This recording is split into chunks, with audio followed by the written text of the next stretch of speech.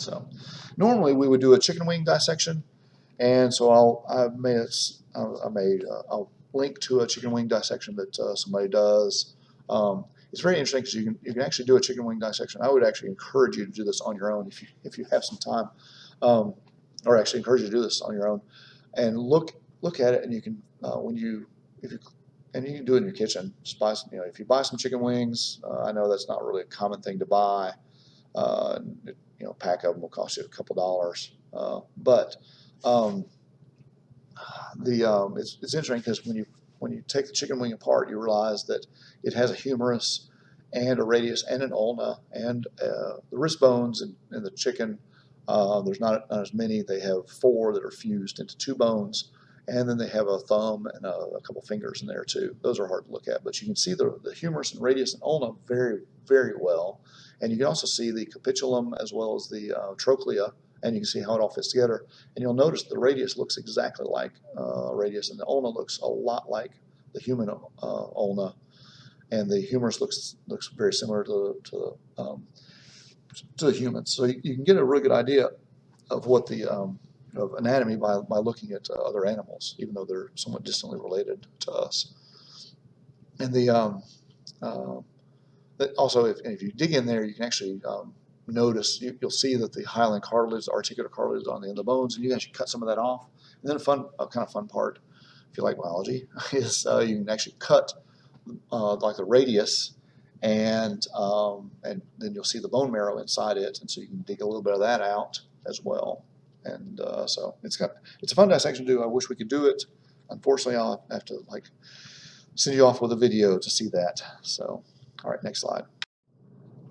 So here's the things you're going to look for. You look for if you do a synovial joint dissection of a chicken wing. You look for the white articular cartilage, a little bit of synovial fluid. The articular cartilage will just look wet. It's not going to gush out. It's just there's a little tiny bit of fluid in there. Then you're going to have a fibrous membrane and a synovial membrane. You probably won't be able to find those. Those are just too hard to find. But you will notice there's a synovial cavity. There's a space between the bones. And cut off a piece of the hyaline cartilage and see how thick it is if you do this yourself.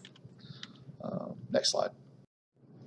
So, and some videos that I'll post a lot of these, that if you guys are interested in looking at some of these kind of things, these are interesting to see some various surgeries that are done. And these are not real long videos. So next slide. So, I forgot we got one a little bit I'm going to go through is fractures. So types of fractures, there's simple, complex, compound, comminuted, compression, impacted, green stick, avulsion, depression, contre-coup, blowout, and stress fractures. There's also directional fractures, spiral, transverse, oblique, and linear. And so I'll show you pictures of those. Next slide. So here's a simple fracture and versus a compound fracture where the bone is protruding through the skin. Next slide. So we have a traverse fracture, or sometimes called transverse fracture. Also linear fracture, oblique fracture. It's not displaced. And then we have an oblique displaced. So this is non-displaced versus displaced. We have a spiral fracture. So if the bone got twisted, it could fracture in a spiral motion. A green stick fracture happens in kids because the bones are still fairly flexible. So sometimes you'll get it and it'll splinter. So if you've ever taken a twig off a tree and tried to break it, if it's dry, you can break it really well. But if it's green, if it's a green stick, then what you'll get is these frayed edges like this, and when you try to break the stick like that, and you'll get some frayed edges. But then the rest of it is okay. So that's a green stick fracture. And comminuted, it's more of a compression type fracture. You have little fragments of bone in there. Next slide.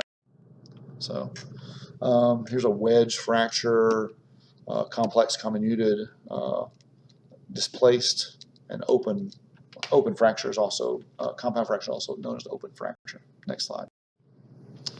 Avulsion, usually and you have like a comminuted, a spiral fracture, oblique, transverse. Here's normal. Then avulsion is pulling away a piece of the bone. Impaction fracture. You can have a fissure, which actually goes along the length of the bone, and there's a picture of a green stick fracture there. Next slide. And also if we have hip fractures, so what we have are subcapital neck fracture, so these are in the neck, transcervical, so cervical meaning neck, so it's around the neck fracture, intertrochanteric fracture, so that's around, that means around the trochanter, which is the greater and lesser trochanter. We have subtrochanteric fracture. We have fracture actually of the greater trochanter and a fracture of the lesser trochanter. So there's all kinds of hip fractures, or trochanteric fractures is a more appropriate name for those. Next slide. And how a bone heals.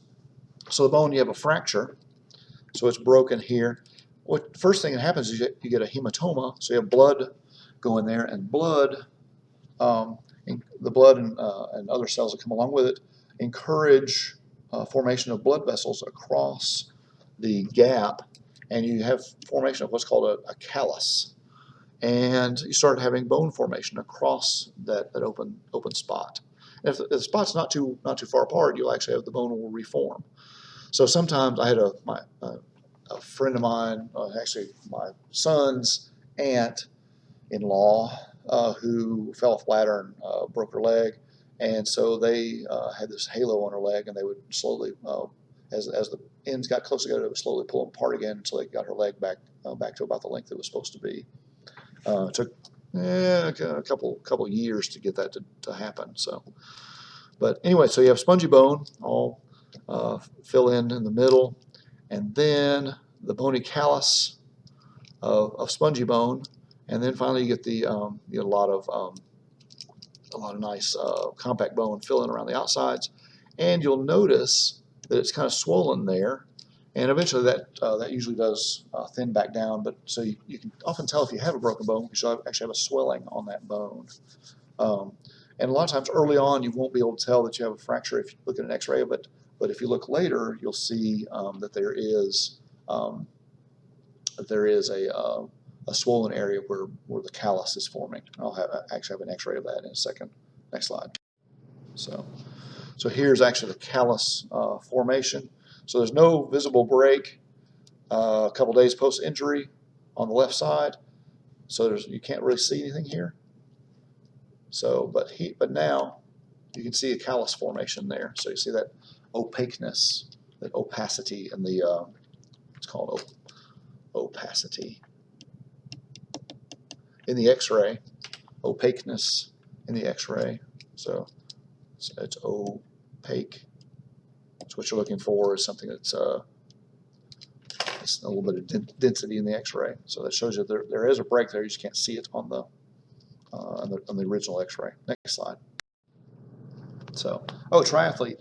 I have a friend who's a triathlete. So swim, bike, run. I have several friends who are triathletes actually. Next slide. And here he is. He fell off his bike. He looked back and then looked forward, and all of a sudden his front tire hit a rock in the road, a little rock in the road, and he flipped and went over. So this is his right, and here's his left collarbone, and it looks pretty bad. And so here's the X-rays. Next slide. So here's his. He put this on Facebook, so I figured it's okay to use this. So here's his collarbone, and amazingly enough, that this is not, that there doesn't poke through the skin. But the doctor was amazed it wasn't a compound fracture, but it's definitely a complex fracture.